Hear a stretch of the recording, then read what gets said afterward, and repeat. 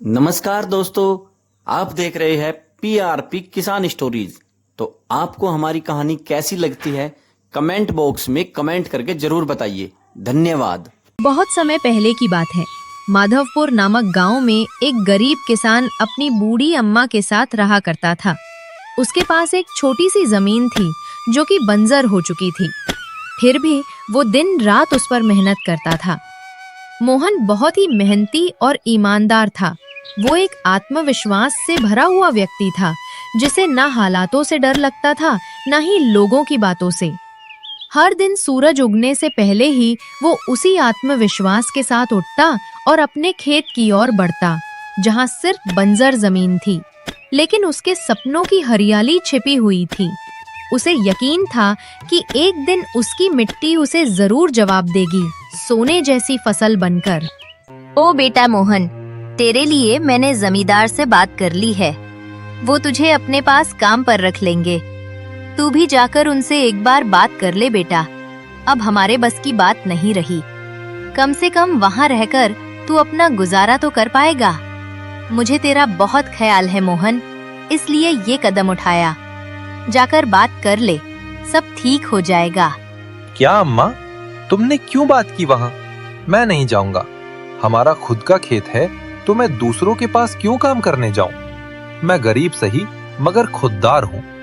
मैं अपनी मिट्टी में पला हूँ, उसी में पसीना बहाऊंगा। चाहे जितनी भी मुश्किल हो अम्मा, मैं अपनी ही जमीन पर मेहनत करूंगा। किसी और की नौकरी नहीं करूंगा। अरे मोहन, उस बंजर जमीन में क्या उगाएगा तू? वो जमीन अब बिल्कुल बेकार हो गई है बेटा। ना उसमें नमी बची है, ना जान। तू अपनी जिंदगी यूं ही जाया कर देगा उस जमीन को संवारते संवारते।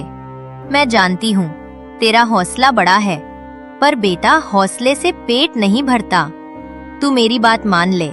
वो जमींदार कम से कम तुझे रोज की रोटी तो देगा। अपनी जिद छोड़ दे बेटा। तू थक जाएगा, पर वो जमीन तुझे कुछ नहीं देगी। अरे अम्मा, तुम बेकार में ही इतनी परेशान हो रही हो। देखना, एक दिन मैं उसी जमीन से सोना निकालूंगा। ये जमीन ही हमारी सबसे बड़ी ताकत बनेगी। मोहन खेत में काम कर ही रहा था कि तभी वहां पर एक आदमी आकर बोला, अरे मोहन भैया, आपको भी मानना पड़ेगा। आप फिर से इस बंजर जमीन पर मेहनत कर रहे हैं। अरे मंगेश भैया, अब क्या करें?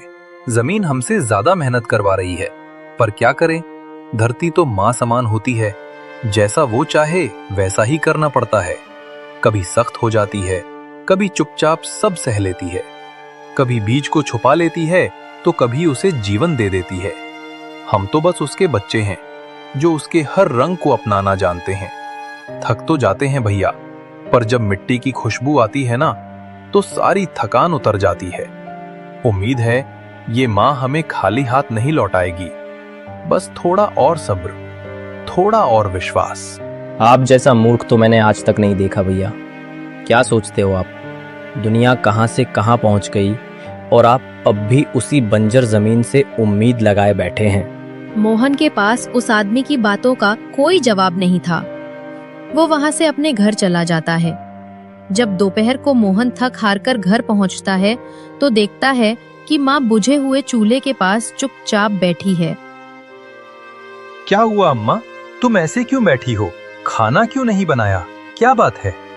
चूल्हा जलाने के लिए लकड़ियाँ नहीं है, इसीलिए चूल्हा कैसे जलेगा? बस इतनी सी बात है अम्मा, मैं अभी जाकर ले आता हूँ लकड़ियाँ। मोहन लकड़ियां लाने जंगल चला जाता है। धूप तीखी थी, थकान पहले से ही बदन में समाई हुई थी, फिर भी उसके कदम रुकते नहीं हैं। जंगल में पहुंचकर वह इधर उधर देखता है, फिर एक सूखा पेड़ चुनता है और लकड़ियां काटने लगता है। लगा रहे हैं मोहन, पता नहीं कब किस्मत साथ देगी तेरा। इतनी खराब किस्मत भगवान ने हमें ही क्यों दे दी? चलो, लकड़ियां तो काट ली, अब देर नहीं करनी चाहिए। अम्मा इंतजार कर रही होंगी। मोहन लकड़ियां लेकर घर जाने लगता है। गठरी सर पर रखे तेज कदमों से बढ़ रहा था कि तभी मानो सूरज की सारी तपिश एक साथ मोहन पर ही बरस पड़ी हो। एक पल पहले तो अच्छी ठंडी हवा चल रही थी और अब सूरज देवता तांडव करते नजर आ रहे थे। मोहन की आंखें धूप से जल रही थीं, हाथ कांप रहे थे, पर तभी उसे दूर एक झोपड़ी दिखाई देती है। वो गठरी को कसकर पकड़ किसी तरह झोपड़ी के पास पहुंचता है। मोहन देखता है एक बूढ़ा व्यक्ति झोपड़ी के कोने में बैठा हुआ है और मोहन को देखकर बोलता है, आजा बेटा, अंदर आजा। ऐसी गर्मी में बीमार पड़ जाएगा। मोहन शाम होने तक वहीं ठहर जाता है। थोड़ी देर बाद शाम हो जाती है और सूरज की तपिश कम हो जाती है। ठीक है काका, अब मैं चलता हूँ। शाम हो गई है, अम्मा भी मेरा इंतजार कर रही होंगी। आपका बहुत बहुत धन्यवाद। ठीक है बेटा, तुम अब जाओ जल्दी से, कहीं अंधेरा ना हो जाए। मोहन लकड़ियां लेकर घर लौट आता है। तभी वह देखता है कि उसके घर पर मंगला चाची आई हुई हैं। ओ मोहन, मैंने तेरे लिए एक लड़की देखी है। मेरी मान तो एक बढ़िया सा काम देख ले बेटा, क्योंकि कोई भी बाप अपनी बेटी ऐसे लड़के को नहीं देगा जो मेहनत तो बहुत करता है, लेकिन एक ऐसी बंजर जमीन पर जिसका कोई फायदा नहीं। अरे काकी, क्या तू भी? अभी मैं शादी नहीं करूंगा। पहले कुछ कमा लें, कुछ बचा लें, थोड़े पैसे जोड़ लें, तब शादी करूंगा। ऐसे ही बोल देने से थोड़े हो जाएगी शादी। घर चलाने के लिए सिर्फ दुल्हन नहीं, रोटियां भी चाहिए, छत भी चाहिए। बेटा, बात तो तेरी ठीक है, लेकिन उम्र भी तो निकलती जा रही है। तू क्या सारी जिंदगी कुंवारा ही रहेगा? कब तक तू उस बंजर जमीन पर फावरा चलाता रहेगा मोहन? होना तो कुछ है नहीं वहाँ। और तेरी माँ क्या मरने के दिनों तक खाना बनाएगी? छोड़ दो ना काकी, तब का तब देखेंगे। और तुम देखना, एक दिन यही मेरी जमीन पूरे गांव में सबसे ज्यादा उपजाऊ होगी। अच्छा, मैं चलती हूँ। इस मूर्ख को समझाना मतलब अपना सर पत्थर पर मारने जैसा है। क्यों मोहन, तू चुप नहीं रह सकता थोड़ी देर? पता नहीं उस जमीन से तुझे क्या मिलेगा। क्यों उसके पीछे पड़ा है यूं जान देकर? ले, खाना खा ले और थोड़ा आराम कर ले। अम्मा, तुम बस बिना कुछ बोले शांति से खाना खाओ और सारी परेशानी को चूल्हे में डाल दो। मोहन अपनी अम्मा के साथ बैठकर खाना खाने लगा। उसके चेहरे पर दिन भर की थकान जरूर थी, लेकिन माँ के साथ बैठकर 2 निवाले लेना मानो उसके लिए दिन की सबसे बड़ी राहत थी।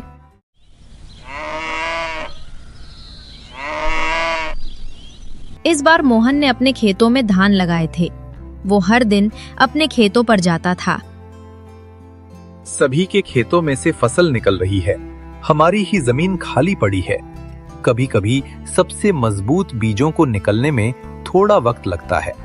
मोहन, तू बस मेहनत करता रहे, भगवान देख रहा है। मोहन ये सब अपने आप से बड़बड़ा ही रहा था कि तभी मंगेश आ गया। क्या हुआ मोहन भैया, जमीन ने सोना नहीं उगला क्या? लगता है इस बार भी आपकी जमीन बंजर ही रहेगी। इतना कहकर वे हंसते हुए वहां से चला गया। मोहन का मन भर आया। गुस्से में वह कुल्हाड़ी उठाकर जंगल की ओर निकल पड़ा। चलते चलते वह बहुत अंदर तक जंगल में चला गया। मोहन ने कुल्हाड़ी उठाई और गुस्से में लकड़ियां काटने लगा, मानो हर लकड़ी में वह अपने दुख और अपमान को काट रहा हो। मोहन ने जब लकड़ियां बांध लीं और वापस जाने के लिए मुड़ा तो उसे एहसास हुआ कि वह रास्ता भूल गया है। चारों ओर एक जैसे पेड़, एक जैसी पगडंडियां दिख रही थीं। उसे समझ नहीं आ रहा था कि किस तरफ जाए। अरे मोहन, लगता है तू गुस्से गुस्से में रास्ता ही भूल गया। अब तू घर कैसे जाएगा? पेड़ों की शाखाएं एक दूसरे में उलझी थीं और जमीन पर सूखी पत्तियों की परत बिछी हुई थी। हर मोड़, हर पेड़ उसे एक जैसा लग रहा था। तभी सामने एक हल्की सी धुन में वही बूढ़ा व्यक्ति फिर दिखाई दिया। काका, आप यहाँ देखिए ना, मैं रास्ता भटक गया हूँ। क्या आप मुझे रास्ता बता देंगे? हाँ बेटा, चलो मैं तुम्हें रास्ता दिखा देता हूँ। काका, आप यहाँ इतने घने जंगल में कैसे हैं? बेटा, मेरा घर यहीं पास में है। मैं जवानी के दिनों से यहाँ लकड़ियाँ लेने आता रहा हूँ। अब बुढ़ापा आ गया है, शरीर भी साथ नहीं देता। मैंने अकेले अपनी बेटी का पालन पोषण किया। उसकी माँ तो बहुत पहले चली गई थी। मैंने उसे पढ़ाया लिखाया लेकिन अब जब उसकी शादी की बात आती है तो कोई भी गरीब की बेटी से शादी नहीं करना चाहता बेटा। थोड़ी दूर चलने के बाद काका थक जाते हैं, इसलिए दोनों एक पेड़ के नीचे बैठ जाते हैं। काका पास ही जमीन पर थके हुए अंदाज में बैठते हैं। दोनों की आंखें किसी दूर के खालीपन में खोई होती हैं। एक अपने बंजर खेत के दर्द में तो दूसरा अपनी बेटी के भविष्य की चिंता में। तभी काका ने गहरी सांस लेकर चुप्पी तोड़ी। बेटा, तुमसे मैंने इतने सवाल कर लिए, अपना दर्द भी कह दिया, पर तुम्हारा नाम तो पूछा ही नहीं। तुम करते क्या हो? मेरा नाम मोहन है। मैं पास ही के गांव में रहता हूँ और मैं एक किसान हूँ। पर सच कहूँ तो इस बार खेत में धान तो लगाया था, पर कुछ भी नहीं होगा। सबके खेतों में फसल लहलहा रही है, पर हमारी जमीन जैसे हमसे रूठ गई हो। इसलिए मैं आज गुस्से में जंगल चला आया लकड़ी काटने। सब ठीक हो जाएगा बेटा, तुम परेशान मत हो। बेटा, तुम मुझे बहुत मेहनती मालूम पड़ते हो। एक बात कहूं क्या? हाँ काका, बोलिए, क्या बोलना है? क्या तुम मेरी बेटी से शादी करोगे? मैं जानता हूं मैं बहुत गरीब हूं, कुछ नहीं दे सकता, पर तुम जैसे भले इंसान को देखकर दिल कहता है शायद मेरी बेटी का जीवन सुधर जाए। मैं तुम्हारा एहसानमंद रहूंगा। पता नहीं कब ये शरीर साथ छोड़ दे बेटा, इसलिए पूछ रहा हूं। काका की बात सुनकर मोहन जैसे एकदम सन्न रह गया। उसके चेहरे पर कई भाव एक साथ दौड़ने लगे। आश्चर्य, संकोच, घबराहट, जिम्मेदारी और आत्ममंथन। उसने अचानक अपने पैर समेटे, गला साफ किया और हड़बड़ाकर कहा, नहीं काका, मेरा मतलब है आप ऐसा क्यों कह रहे हैं? मैं तो खुद अभी नहीं जानता कि मैं अपने लिए भी कुछ कर पाऊंगा या नहीं। फसल भी नहीं हुई और कर्ज भी चढ़ा है। मैं तो इतना भी नहीं कमाता कि किसी और को खुशी से रख सकूं। आपकी बेटी की किस्मत मुझसे बेहतर लड़के के साथ जुड़नी चाहिए, किसी ऐसे से जो उसे हर खुशी दे सके, न कि मेरे जैसे जो अभी खुद ही संभलने की कोशिश कर रहा हूं। आप किसी अच्छे लड़के को देखिए काका, मैं सिर्फ एक अच्छा इंसान बनने की कोशिश कर रहा हूं। पति बनने के काबिल अभी नहीं हुआ। बेटा, तुमसे अच्छा लड़का मुझे नहीं मिल सकता। तुम मुझे एक नेक दिल और मेहनती इंसान लगते हो। एक बार अपने दिल से बात करो और फिर मुझे अपना फैसला बताना। मोहन चुपचाप अपने घर आ जाता है और सोच में डूबा हुआ बैठा रहता है। तभी उसकी माँ आकर उससे पूछती है, मोहन बेटा, क्या हुआ? किस सोच में डूबा हुआ है तू? कोई परेशानी है क्या बेटा? मोहन अपने दिल की सारी बातें बताने लगता है।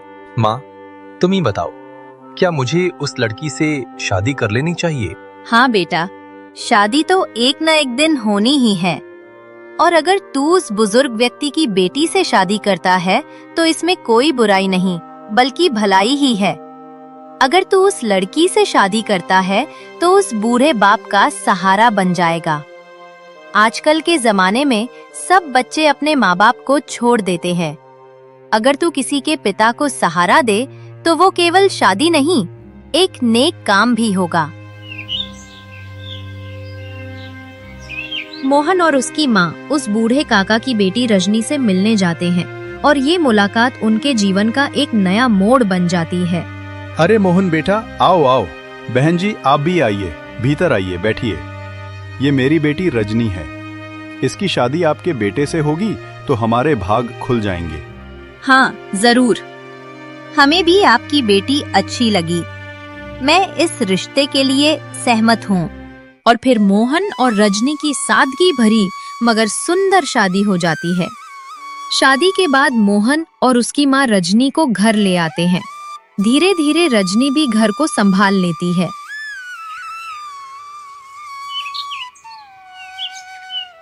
कुछ दिन बाद मोहन फिर से अपने खेत की ओर जाता है, लेकिन जब वो खेत पहुंचता है तो उसका चेहरा धीरे धीरे उतरने लगता है।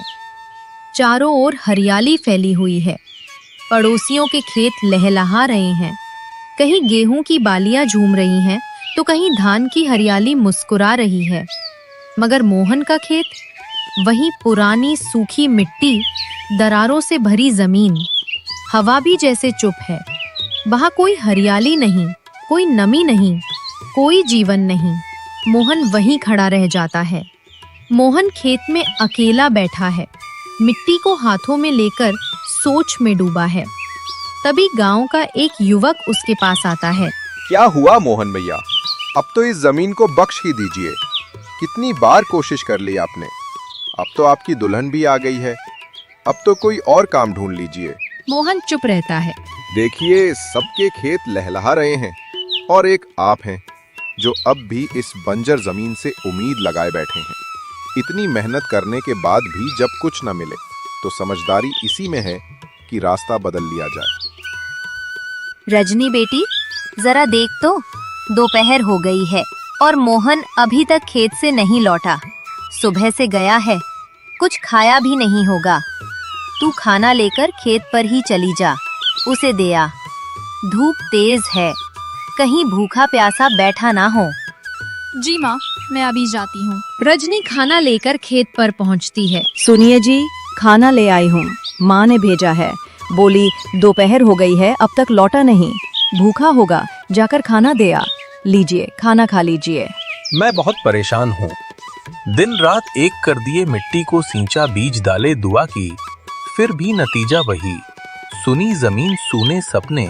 मुझे समझ नहीं आ रहा आखिर क्या कमी रह गई मेरी मेहनत में। पड़ोस के खेत लहला रहे हैं, हर तरफ हरियाली है, और हमारे खेत बस बंजर जैसे कुछ उगने से ही इनकार कर रहे हों। क्यों नहीं हमारी फसल हो रही है? क्या इस जमीन ने हमसे मुंह मोड़ लिया है, या फिर हमारी किस्मत ही रूठ गई है? हर दिन उम्मीद लेकर आते हैं और हर शाम खाली हाथ लौटते हैं। अब तो दिल टूटने लगा है। रजनी आगे बढ़ती है।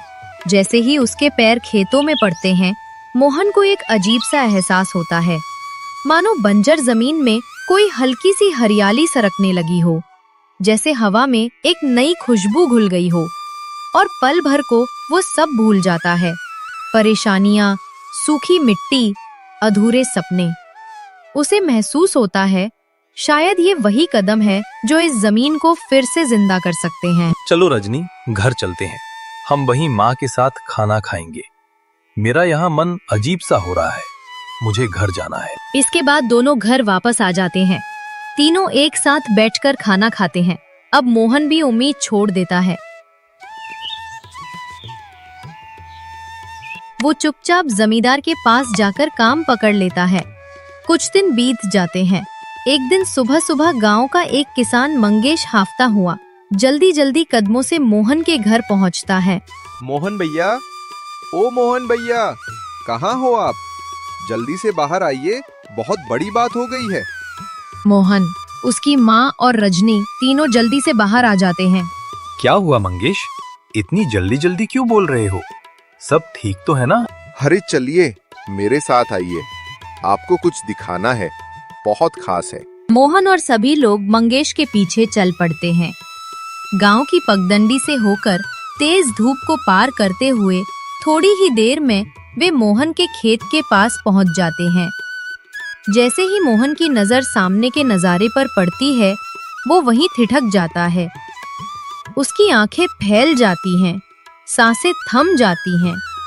सामने का दृश्य एक चमत्कार से कम नहीं था। जिस जमीन ने बरसों तक एक पत्ता नहीं उगाया था, आज वहां नन्ही हरी कोपले झांक रही थी। मिट्टी जैसे मुस्कुरा रही थी और हवा में ताजगी घुल गई थी। माँ, ये हमारी जमीन है, देखो ना, आखिर इसमें पौधे आ ही गए, बंजर नहीं रही, अब जिंदा हो गई है माँ। ये सब रजनी की वजह से हुआ है। उसी दिन जब उसके पैर इस जमीन पर पड़े थे, हमें एक अजीब सा एहसास हुआ था, जैसे मिट्टी ने किसी को अपना लिया हो, जैसे किसी ने इसे फिर से जगा दिया हो। पर देखो माँ, आज उसी जमीन से पौधे निकल आए हैं। वाह भाई मोहन, तुम्हारी मेहनत ने तो अपना रंग दिखा ही दिया। कुछ दिनों बाद वो जमीन जो कभी बंजर कहलाती थी, अब पूरे गांव में सबसे ज्यादा धान उगाने वाली जमीन बन जाती है। मोहन के खेत लहलहा उठते हैं। हरी भरी बालियों से भरे खेत हर कोने से जैसे कोई गीत गा रहे हों। मेहनत कभी खाली नहीं जाती। विश्वास अगर सच्चा हो तो मिट्टी भी सोना बन जाती है। गांव के लोग अब मोहन की मिसाल देने लगे। देखो कैसी जमीन थी उसकी, कभी भी उस जमीन पर फसल नहीं हुई थी, और अब देखो सबसे ज्यादा धान उसी के खेत में है। दाद देनी पड़ेगी मोहन की मेहनत को। उसने उस पर